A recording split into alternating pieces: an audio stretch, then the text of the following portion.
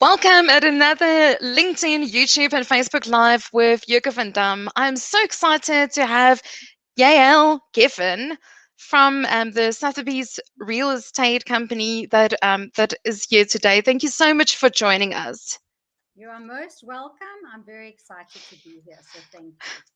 Thank you so much for your time. And it's wonderful to also have you here on in Women's Month. And just for the benefit of everyone out here, I just wanted to fully introduce you.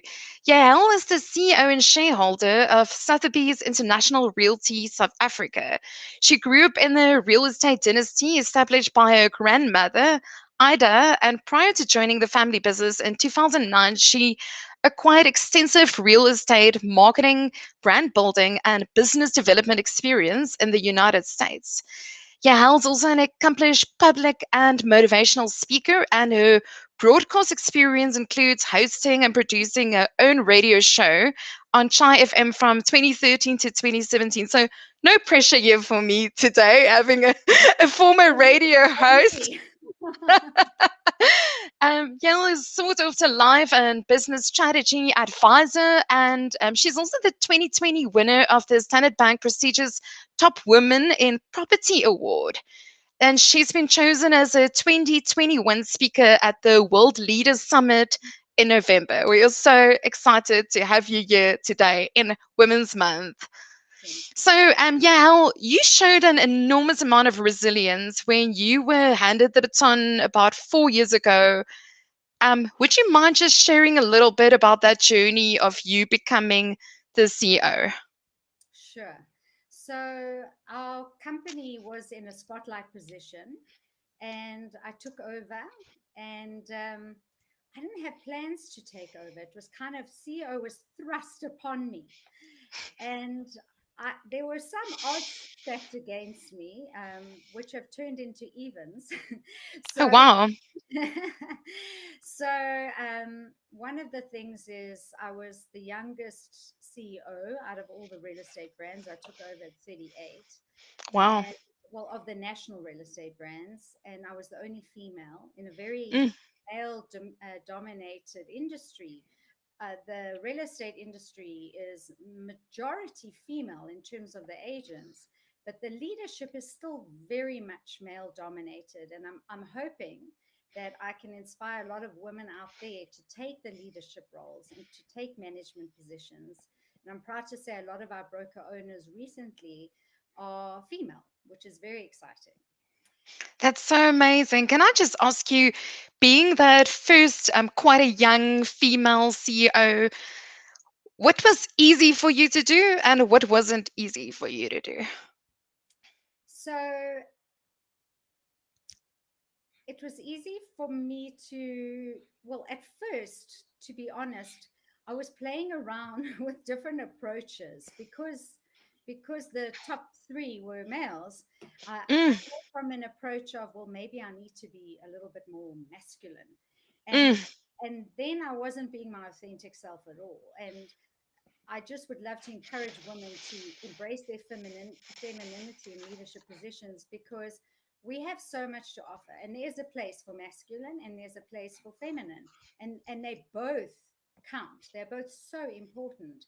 But as a woman, you don't need to be that woman that looks like she pees standing up, because you might be feared, but you might not be respected. And I was more interested in earning the respect of my team and my network from a place of compassion, from a place of listening, from a place of observing, asking questions, which we don't like to do as leaders because we feel exposed. But if you can ask as many questions as possible, you will gear yourself up to lead well. I love that. So you were moving away from that idea of having a fear-based leadership and rather focusing on gaining the trust and respect of your tribe and doing that through asking questions and listening. It's so interesting if I can throw something in here. Last week I was training a team, and I've been on this entire leadership journey with them, but also doing a lot of emotional intelligence work. And the CEO said to me that he wanted to teach the team questioning techniques. And what was so profound is how we demonstrated that by actually asking better questions, you can actually get much more done.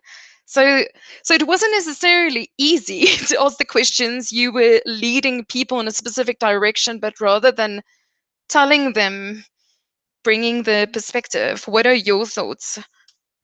I think that's great. This person sounds like a great leader.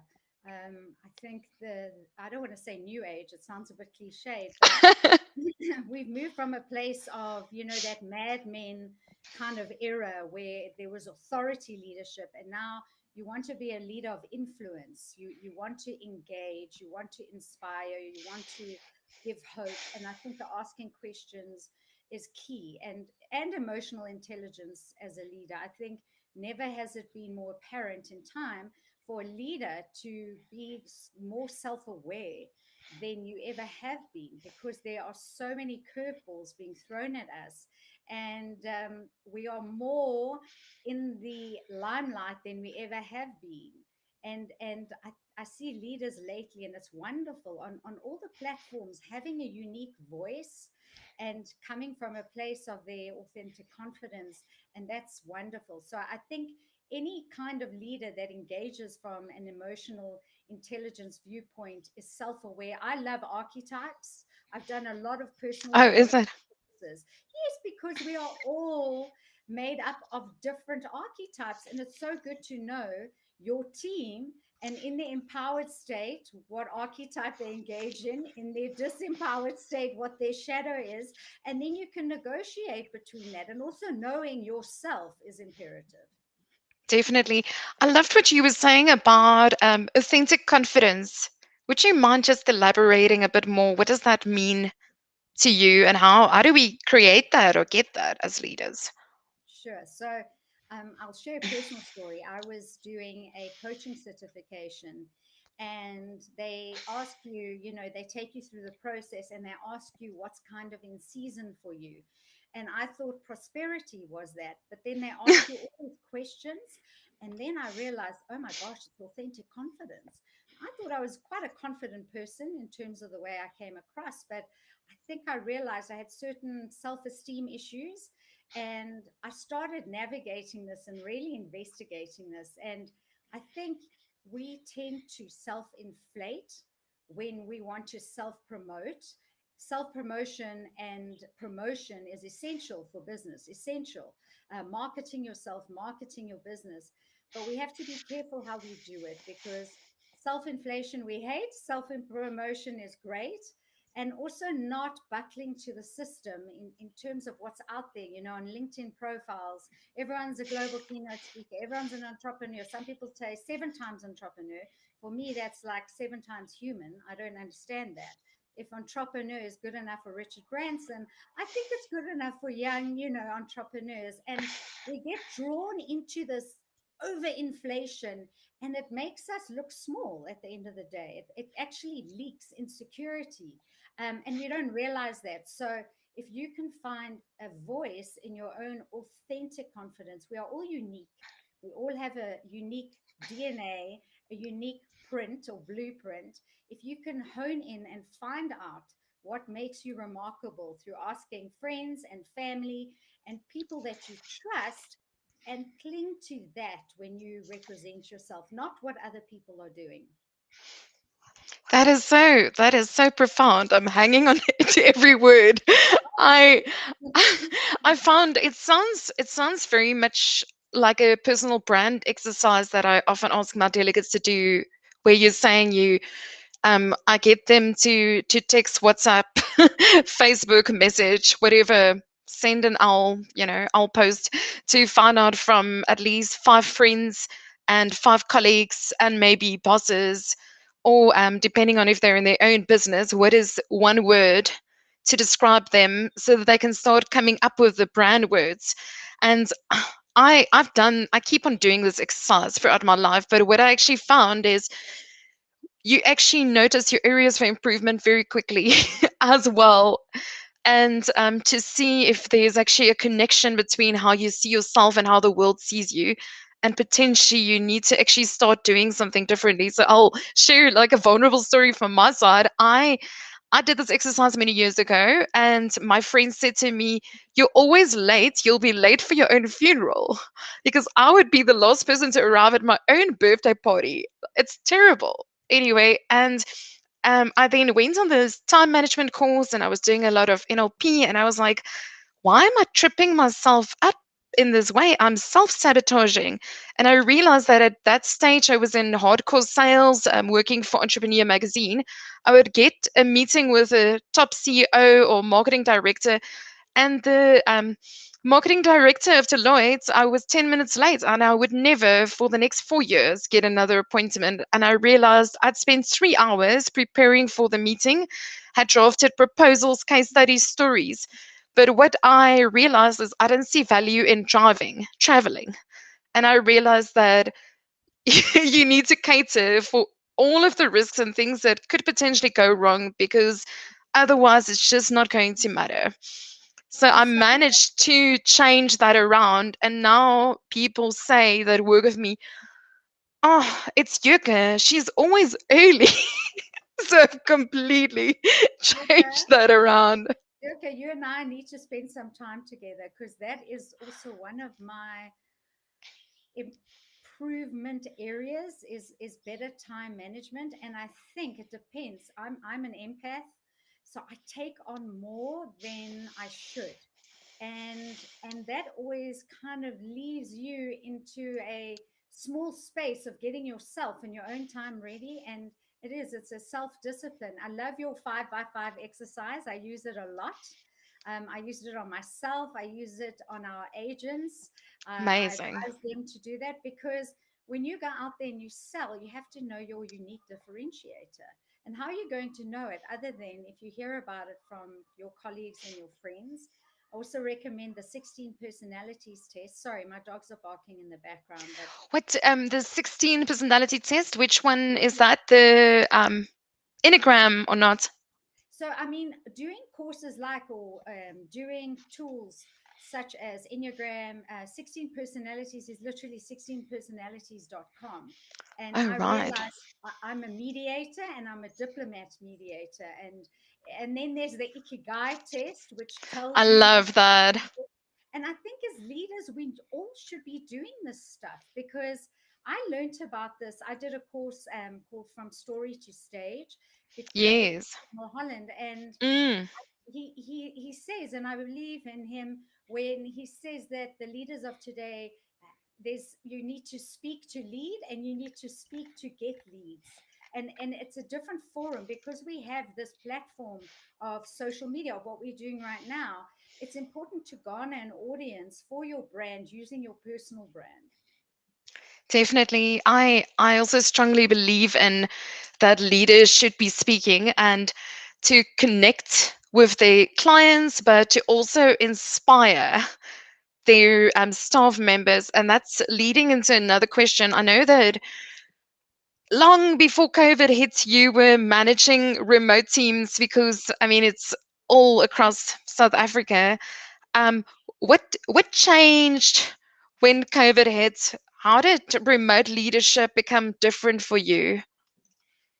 Well, I was lucky in a sense because while everyone was learning Zoom, I actually was quite proficient with Zoom already because I had done a lot of international courses. So I knew how to do a Zoom broadcast per se. Raise your hand, write in the chat, and mute. So where there was, I managed to avoid, I guess, a lot of awkwardness in the beginning. But yeah, I think it's been a blessing in some ways in terms of how we've changed communication. I do realize that transportation and time management and all of that is affected when you have to travel. And I am so sorry about the dogs. I hope it's not ruining our episode. No, no, no, no, not at all. But I mean, this is the other thing. You've got to deal with what happens if it's a, that I can't remember what channel that was, that news broadcaster where his little girl ran in the back and then the wife comes and drags her. There's a certain kind of love that you have or garner for people that are authentic on camera, and you get to have a peek into their lives. You see leaders like the most inspirational people, and you realize they're human. So yeah, on the one hand, it made everything a lot more efficient, but my my strategy was to over communicate as much as possible, because it was a very scary time for people. We were very transparent. My father Lou, who is also a business partner in the business and the chairman, he got COVID very early on, actually in March, just as we went into lockdown, and we broadcasted it around our franchisees, and they were felt like they could communicate, over communicate.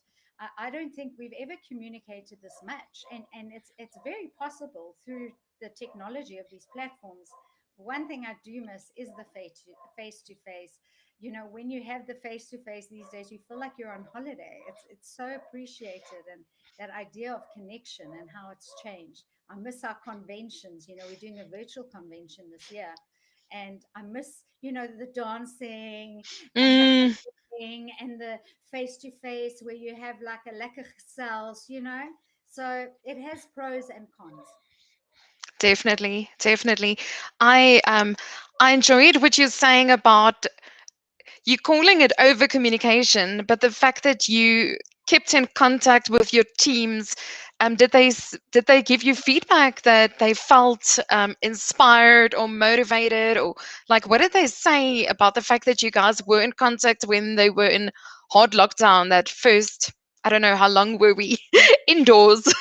Mm. I was literally doing boot camp on my stoop outside. We couldn't even walk in our complex. Yes, So, as well. We had that challenge too. We couldn't walk in the complex. We were also doing boot camp, obstacle courses inside, running up and down stairs, got some skipping ropes, did like the PlayStation Just Dance with my kid. And, it forced you to think out of the box. So we didn't stop working. It was my vision that during that time we had to be the greatest source of support in a crisis.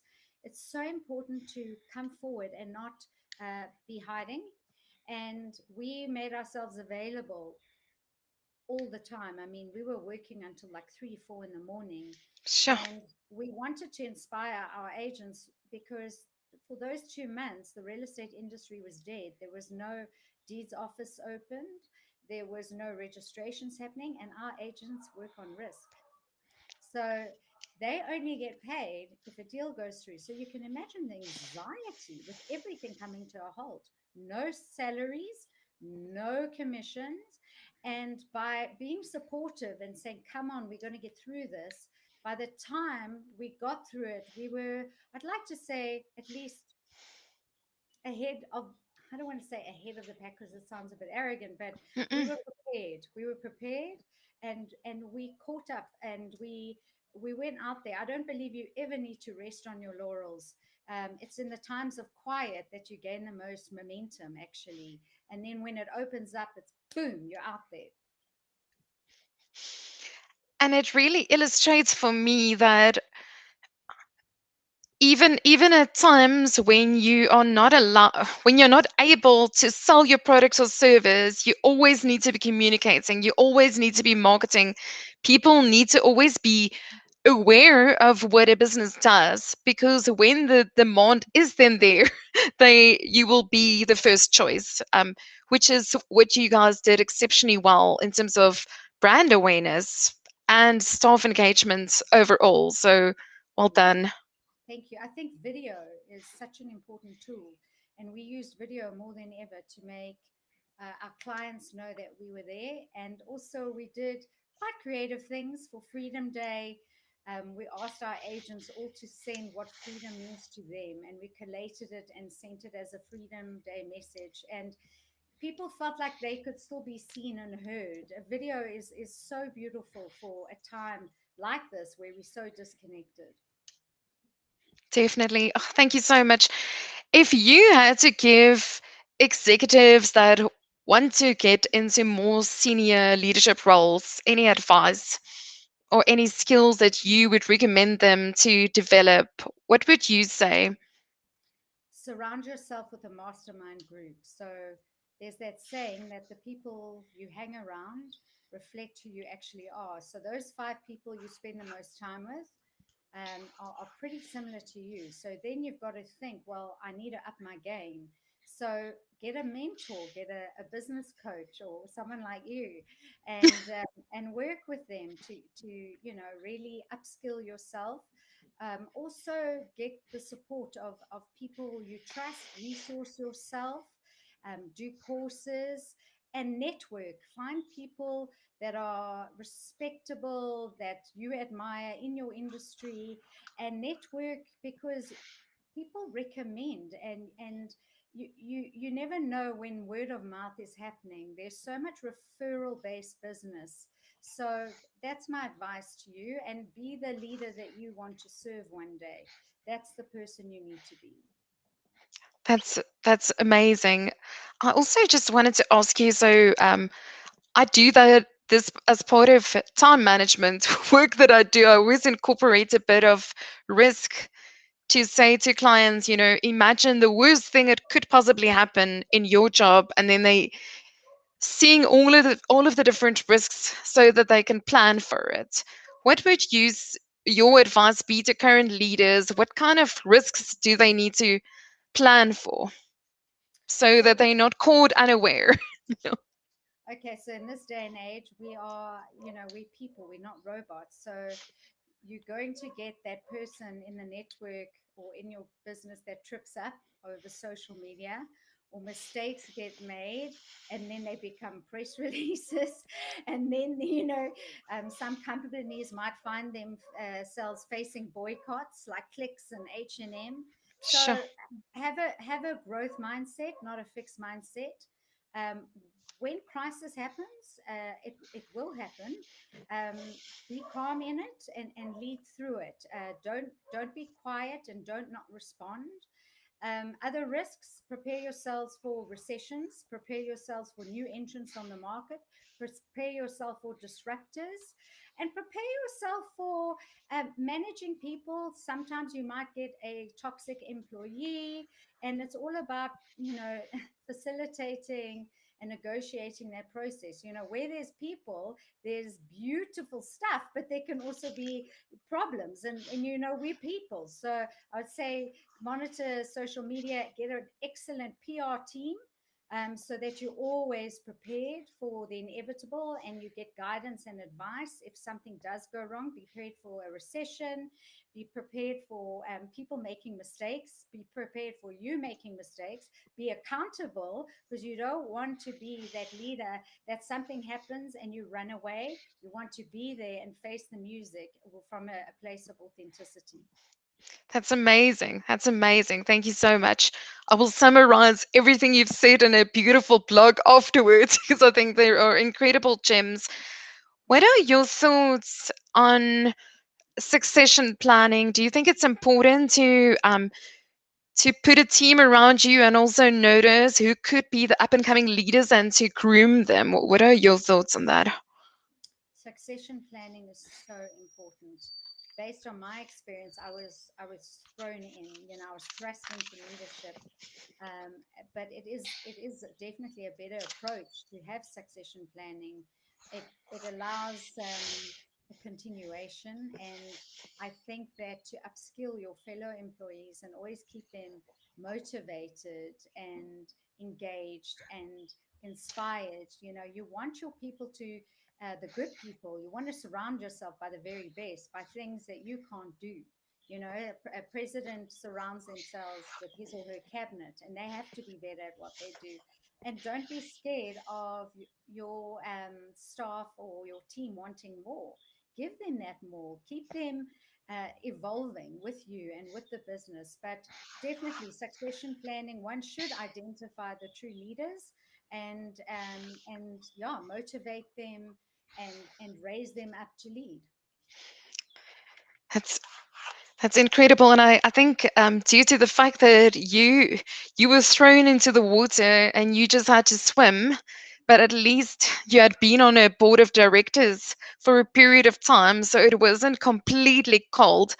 But now, having been in that experience, you can actually you can actually rather guide people so that they don't have to go through that same process. And I was speaking to a CEO the other day, and it's his own business, but quite large. And his business partner actually died suddenly this year in a motorcycle accident with his wife. Very tragic, that loss. And what we spoke about is also his own exit strategy and his own succession plan within that business. And, you know, because I think he's literally seen sometimes people don't leave a team because they're going somewhere else. And I think the reality, which is really sad with COVID now, is there is suddenly all of these death statistics. I don't know if your business has been impacted in that way, but it's really sad. People are going through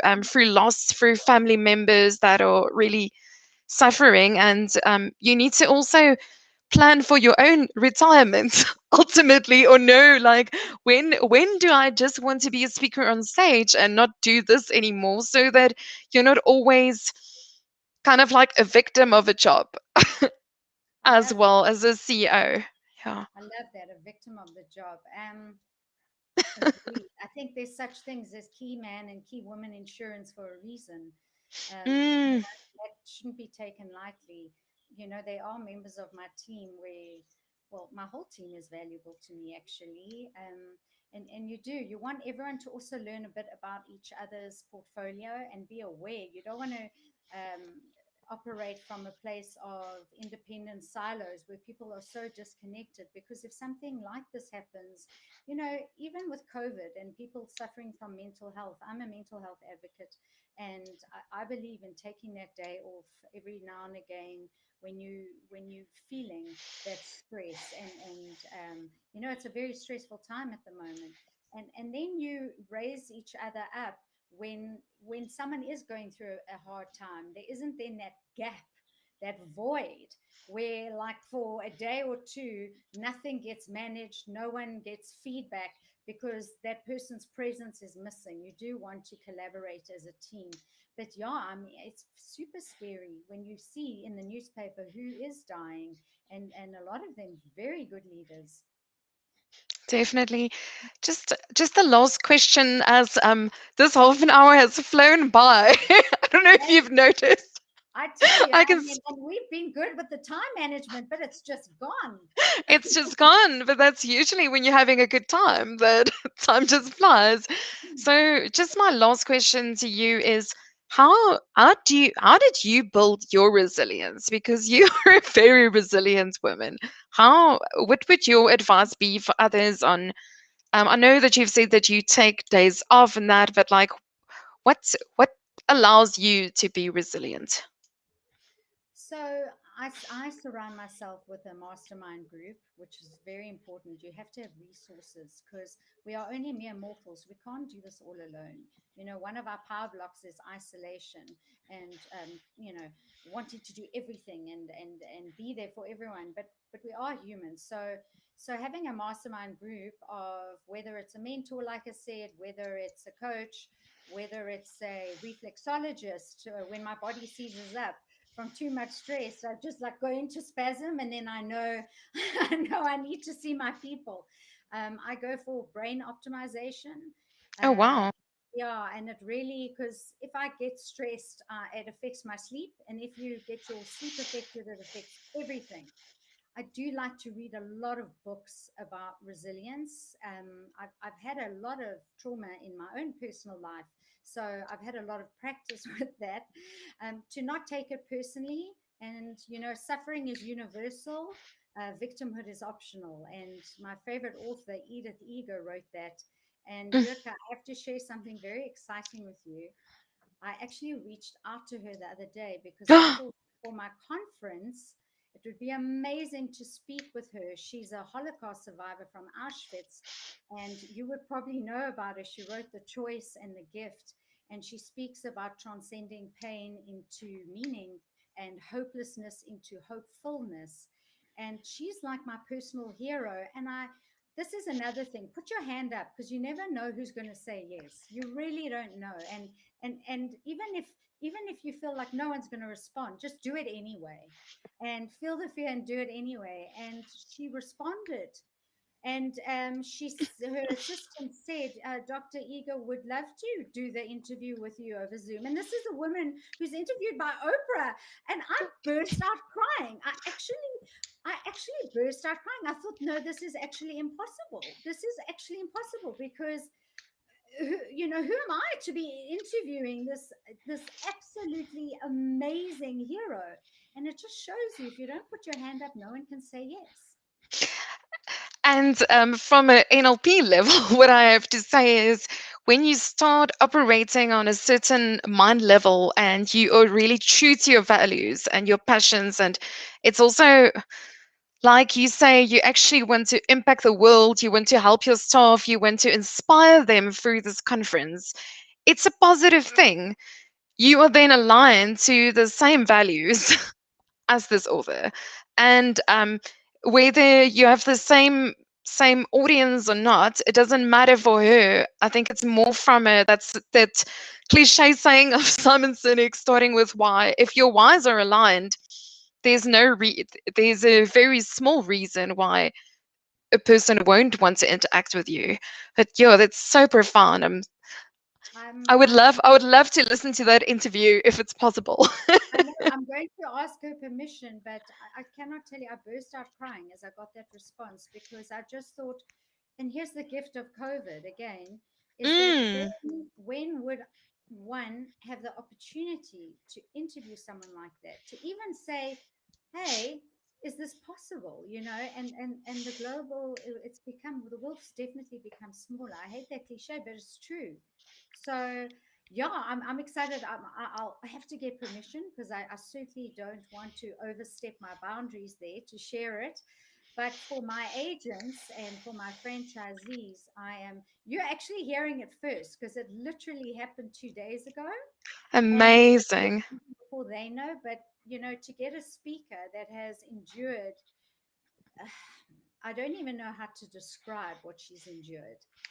It's profound, and to find the peace and the forgiveness in this, and to inspire others as a psychologist and a writer. And she was the mentee of Viktor Frankl, who wrote Man's Mm, Search for Meaning. So a mm. lot of the teaching also comes from him. And yeah, I guess when you're on course, and when you've got a service driven purpose, and you want to be that servant leader, I guess you attract maybe what you put out there from a place of doing good rather than fluffing yourself up. And perhaps that can become a chapter or a few chapters in your book around that interview and what you learned there, just planting the seed. So, Oh, thanks so much. Thank you so much for your time, Yael. It's always such a pleasure to talk to you, and I found you incredibly inspiring. And I hope that the leaders that are listening to this interview, whether they've listened today or in the future, can really draw on the inspiration that you've given, and you know, keep on developing themselves, focusing on servant leadership, asking questions, asking intelligent questions, and leading from a place of compassion rather than a place of fear. I loved it. Thank you, Yoka. Have a wonderful week, and we are super excited to have you at the professional speakers on Thursday evening. Really Yes, I looking now forward have to that. to focus on building that talk, but hopefully my time management won't be bad, and I'll be able to construct it before lastminute.com. So yeah, and now of course the dogs have kept quiet because we're ending the interview, so it's just Murphy's law. Thank you so much. Cheers, Right. Yoka.